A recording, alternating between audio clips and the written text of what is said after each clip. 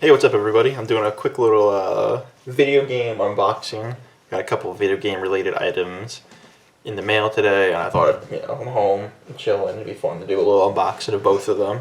So the big one is from Europe, and with all the coronavirus things going on right now, I figured let me just wipe it down with some disinfectant wipes real quick. It's a little anal. I'm usually not this anal about things, but I figure since it's from overseas, and not that it's any less likely to get it from something that's shipped in America, but I figured why not. I just broke my glove too. It's okay, it still fits. Get some disinfecting wipes. I want to do this unboxing quick so I can get back downstairs to working on platinum in Lego Jurassic World on the PS4. So let me just wipe the box down. It seems stupid, but why not? We're here. I got the wipes out. Okay, so you're probably wondering what this box is with the wet mark. It is from Europe, Great Britain, and it is as you'll see in a moment, a PAL Slim PlayStation 2. What is a PAL Slim PlayStation 2? You might be asking. Well, there's a good chance you might know. It is a PlayStation 2 from Europe. So back then, TVs, consoles, games are all region locked. So if you wanted to play a game that only came out in Europe, in America, you'd have to buy a PlayStation 2 from Europe and hook it up to a TV that's region free, which all modern day TVs are region free, so you can hook this up to any modern day TV. So why did I get a European PlayStation 2 and I have a perfectly good working PlayStation 2 right over there from the US of A? That's because there's two games I'll show you in a minute that I really, really want to play that only came out in Europe and Japan. So I bought a European PlayStation 2 to do this with. And here we go. It's coming out of the package. Open it up, nice little, just simple, very skinny package. I've never owned a slim PlayStation 2, but they're so tiny. I have a big fatty, the original launch PS2. So here we go, we're taking it out of the box. There it is, wrapped up nicely in bubble wrap. Fairly well packed, I will say. And there she is. See if I can get some good looks at it. The white in the background might be blocking your view of it, but there you go. There's the back with the ports.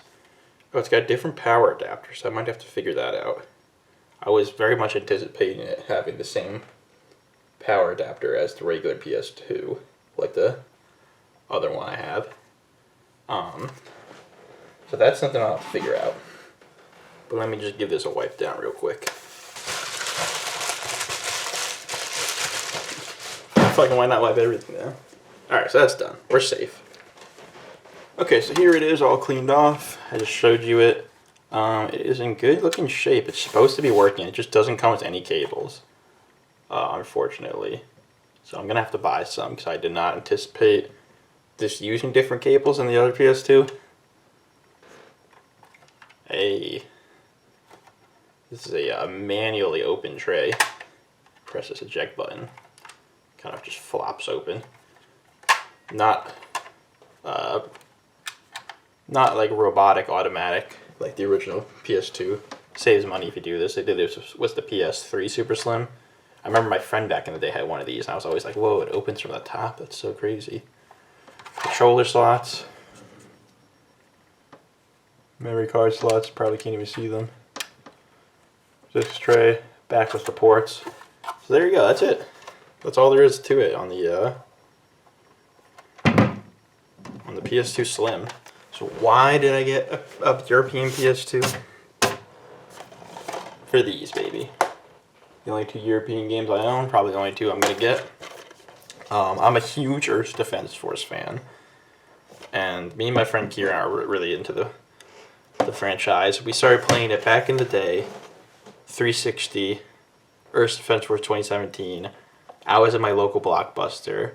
Didn't know what EDF was yet. I was walking through. I think they were closing maybe, and they had some clearance games. Some games that they used to rent, but now they're selling for cheap because they were opened and stuff. And I saw a box that said EDF. It was like $6 or $7. It looked really cool because it had the aliens and the soldiers and stuff on it. And I thought I feel like I remember this game from Classic Game Room because I was a big Classic Game Room fan. I remember him really liking it, so let me pick it up for this price and give it a try. And I played it that day. I was like, oh my god, this game's amazing. I didn't realize this was going to be so much fun. My friend Kieran came over like that weekend or something like that, and we played like the entire campaign 1.5 times. Like we spent all night playing it. Had so much fun. We played, then from there we played 2025, 4.1. We're playing 5 right now. I played 2 on the Vita and stuff like that, and it's just, oh, and Insect Armageddon. Who can forget that?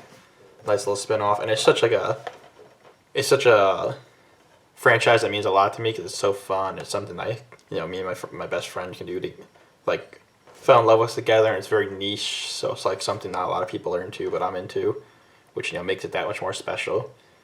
And so I always wanted to play the first EDF game ever made because I know they were a little crazier back in the day, even though they're still really crazy now. And I was like, man, I really wish I could play the first EDF game, but then I found out it was only released in Japan, and I was like, oh, that sucks. But then I found out that they released it in Europe, actually, an English version, but under a different name, and it was named Monster Attack.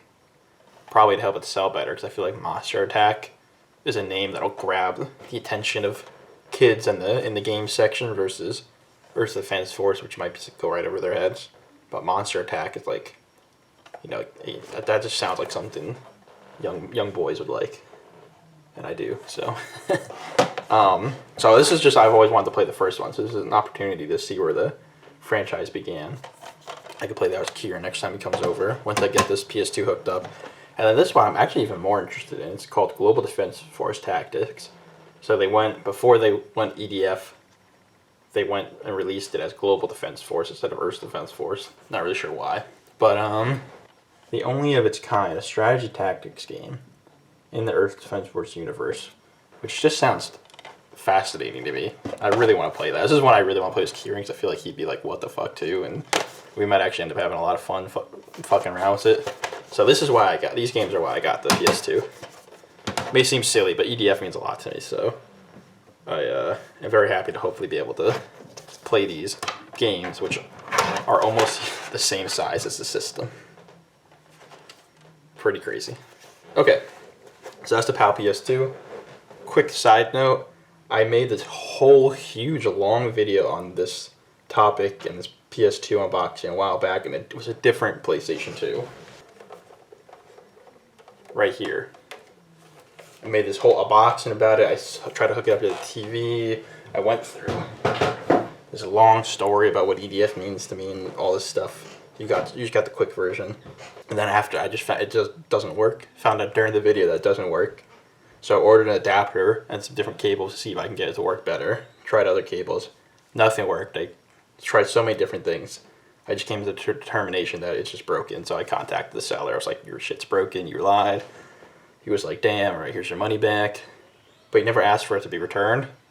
And I contacted him. I was like, yo, you gotta pay me shipping money because I'm not going to ship this back to you for free when you send me something broken. And he never got back to me, so I'm assuming he just doesn't want it maybe. It's been weeks, so I'm just keeping it. It's broken. But that's why I ordered this one. So that whole video, I just scrapped it because it was a mess since it didn't work. And also, it's just fucking way too long. Alright, next up, the second and final thing. This is just a cheeky little thing I ordered on Amazon. I've kind of come to the realization that I need or wanted one of these recently.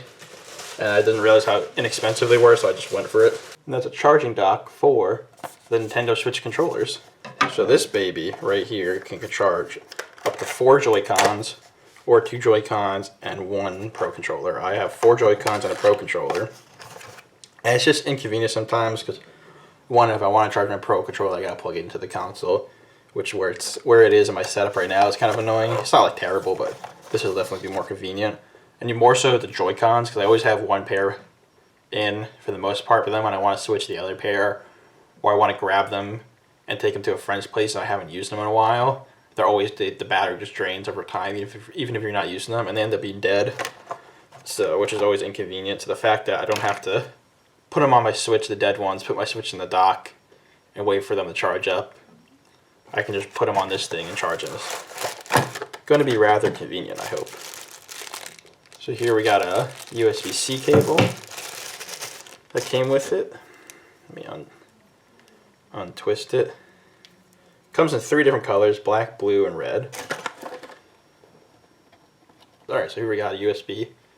See the USB cable. So this is probably, you plug it into the wall with this. You probably have to buy your own brick. I have an extra brick, so it's not that big of a deal. For me, for this was only like 15 bucks, so I ain't mad. And then here we go. Here's the actual station itself. It looks like it's going to be really nice. I'm going to go plug it in a minute to get some B-roll of it, but here it is. Looks like the electrical prongs. So the Joy-Cons slide in here against the, you can see the little indent right here and here. That's where they slide in. I think these light up, which I hope they do because that'd be really cool. And then right here is where you can plug in your Pro Controller upside down. So you can do Joy-Con here, 2 Joy-Cons here, 2 Joy-Cons here, or 2 Joy-Cons here and a Pro Controller here. Pretty convenient. On-off switch right there.